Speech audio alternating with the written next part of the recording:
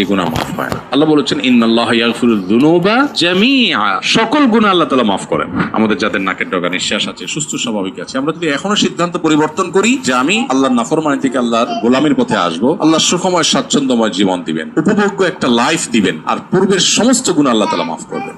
আল্লাহ রাব্বুল আলামিন সবচেয়ে বেশি ভালোবাসেন বান্দার তওবাকে। ইন্নাল্লাহা ইউহিব্বুত তাওয়াবিন ওয়া ইউহিব্বুল মুতাতাহহিরিন। আল্লাহ তাআলা তওবাকারীদেরকে অনেক বেশি পছন্দ করেন। এইজন্য গুনাহ করার পর যদি কেউ ফিরে আসে এবং আল্লাহর ভয়ে আল্লাহর সামনে দাঁড়াবার লাজে লজ্জিত হয়ে যদি কেউ ফিরে আসে, আল্লাহ তাআলা তাকে ক্ষমা করেন। শুধু তা নয়, তার কোনো কোনো ক্ষেত্রে আল্লাহ তাআলার গুনাহকে সওয়াবে পরিণত করে দেন। তো এইজন্য আল্লাহর কাছে পরিপূর্ণ আস্থা থাকতে হবে। শয়তান আমাদেরকে নিরাশ করে দেন। অতি ভয়, এটা শয়তান সৃষ্টি করে। আল্লাহর ভয় ভালো, কিন্তু অতি আল্লাহর ভয় ভালো না। অতি আল্লাহর ভয়টা সৃষ্টি করে কিসে? শয়তানে। কারণ শয়তান অতি ভয় সৃষ্টি করলে মানুষকে নিরাশ করে দিবে, আশা ছেড়ে দিবে আল্লাহর রহমতের। তখন সে চিন্তা করবে, যা আমার তো আর মাফ হবেই না, তাইলে আমার লাভ কি এসব করে, আমি যা খুশি তা করি। এই জন্য আল্লাহর কাছে ফিরে আসার পর আল্লাহ মাফ করবেন, সেই সুধারণা রাখতে হবে। আর যে সমস্ত গুনাহগুলো করেছেন, এই গুনাহগুলো যদি বান্দার হক সংশ্লিষ্ট হয়, সেগুলো তাদের কাছে আদায় করে দিবেন। আর যদি কারোর হক নষ্ট করে থাকেন, আচরণগত ভাবে ত্রুটি করে, তার কাছে মাফ চাইবেন। সুযোগ না থাকলে আল্লাহর কাছে মাফ চাইবেন, তাদের পক্ষ থেকে দান সাদাকা করবেন। ইনশাআল্লাহ বিদিল্লাহ তাতে যথেষ্ট হবে। নামাজ কালাম কাজা করে থাকলে সেগুলো আদায় করবেন, রমজান রোজা না রেখে থাকলে, ভেঙে থাকলে সেগুলো আদায় করবেন, আল্লাহর কাছে তওবা করবেন ইনশাআল্লাহ। আল্লাহ বলেছেন লা তাকনাতু মির রাহমাতিল্লাহ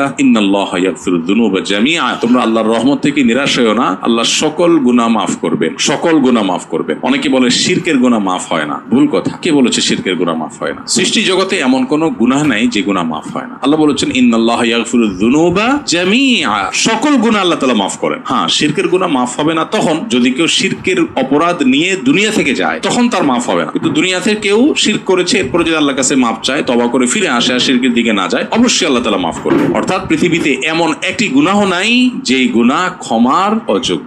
আমরা মানুষের প্রতি জেদ খেদ বেশি হইলে বলি যে ক্ষমার অযোগ্য অপরাধ করেছে, তাকে আমি কোনোদিন মাফ করবো না। আল্লাহ এটা করেন। আল্লাহ তাআলা সকল গুনাহের ক্ষমা দুয়ার সবসময় আল্লাহ তাআলা ওপেন রাখেন। হ্যাঁ, একেবারে মৃত্যুর দ্বার প্রান্তে উপনীত, তখন আর আল্লাহ তাআলা মাফ করেন না। তার আগ পর্যন্ত আমাদের যাদের নাকের ডগা নিঃশ্বাস আছে, সুস্থ স্বাভাবিক আছে, আমরা যদি এখনো সিদ্ধান্ত পরিবর্তন করি যে আমি আল্লাহর নাফরমানি থেকে আল্লাহর গোলামির পথে আসবো, আল্লাহ সুখময় স্বাচ্ছন্দ্যময় জীবন দিবেন, উপভোগ্য একটা লাইফ দিবেন, আর পূর্বের সমস্ত গুনাহ আল্লাহ তাআলা মাফ করবেন। পৃথিবীর মানুষের সাথে মহান সৃষ্টিকর্তা আল্লাহর সিস্টেমের পার্থক্য এখানে যে আল্লাহর সৃষ্টিকে আর মানুষ সাধারণত ক্ষমা করতে চায় না। বিধায় আপনি আল্লাহর কাছে পরিপূর্ণ আত্মবিশ্বাস নিয়ে ইবাদত করবেন যে আল্লাহ আপনাকে ক্ষমা করেছেন বা করবেন বলেই আল্লাহ আপনাকে তওবা করার তৌফিক দিয়েছেন। আল্লাহর প্রতি হুসনে জন বলে, এটাকে হুসনে জন বলা হয়। হ্যাঁ, নবী করিম সাল্লাল্লাহু আলাইহি ওয়াসাল্লামের নির্দেশ আছে যে তোমরা আল্লাহর প্রতি সুধারণা পোষণ করবে, এবং আল্লাহ তাআলা বলেছেন হাদিসে কুদসিতে আনা ইনদা যন্নি আবদি বি, বান্দা আমার প্রতি যেমন ধারণা করবে আমি তেমন আচরণ করব। আল্লাহ আমাকে ক্ষমা করবেন, আমি যেহেতু তওবা করে ফেরত এসেছি, ছেড়ে দিতে পেরেছি, অবশ্যই আল্লাহ আমাকে মাফ করবেন। এই পজিটিভ ধারণা আল্লাহর প্রতি রাখলে আল্লাহ সেটাই আপনার সাথে আচরণ করবেন।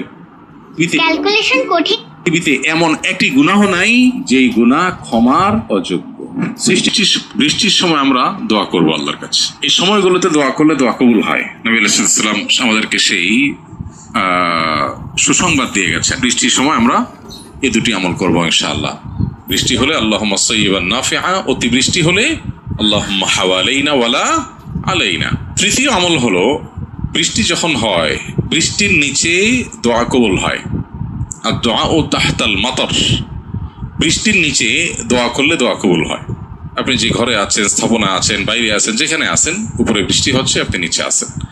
সো এই অবস্থায় আল্লাহর কাছে মনের চাওয়াগুলো পেশ করা যেতে পারে। দোয়া কবুলের বেশ কিছু স্থান, বেশ কিছু সময়, বেশ কিছু জায়গা আছে। এই সময়গুলোতে দোয়া করলে দোয়া কবুল হয়। নবী আলাইহিস সালাম আমাদেরকে সেই সুসংবাদ দিয়ে গেছেন। তো সেজন্য বৃষ্টির সময় আমরা দোয়া করবো আল্লাহর কাছে। কি করব? দোয়া করবো আল্লাহর কাছে যে আল্লাহ মনের চাওয়াগুলো যেগুলো আছে আল্লাহর কাছে সেগুলো আমরা পেশ করবো, যে আল্লাহ আবার অমুক অমুক চাওয়া পূরণ করে দেন। তাহলে বৃষ্টির সময় একটা হলো আপনার দরা বাঁধা দোয়া, হাদিসের শেখানো ফরম্যাটের দোয়া, সেটা তো আছেই। আর এর বাইরে মনের বিভিন্ন চাওয়া পেশ করার একটা দারুণ সুযোগ হলো বৃষ্টির সময়। ভোর রাতে তাহাজ্জুদের সময় যেরকম দোয়া কবুল হয়, 5 ওয়াক্ত নামাজের পরে যেরকম দোয়া কবুল হয়, সফররত অবস্থায়, মুসাফির থাকা অবস্থায় যেরকম দোয়া কবুল হয়, তওয়াফ সাইরত অবস্থায় আরাফাতে যেরকম দোয়া কবুল হয়, ঠিক একইভাবে দোয়া কবুলের একটা গুরুত্বপূর্ণ মোমেন্ট বা সময় হলো বৃষ্টি চলাকালীন সময়। অর্থাৎ আপনি যে জায়গায় আছেন সেই জায়গায় যদি বৃষ্টি হয়, তাহলে ওই জায়গায় দোয়া করলে দোয়া কবুল হয়। এই জন্য আল্লাহর কাছে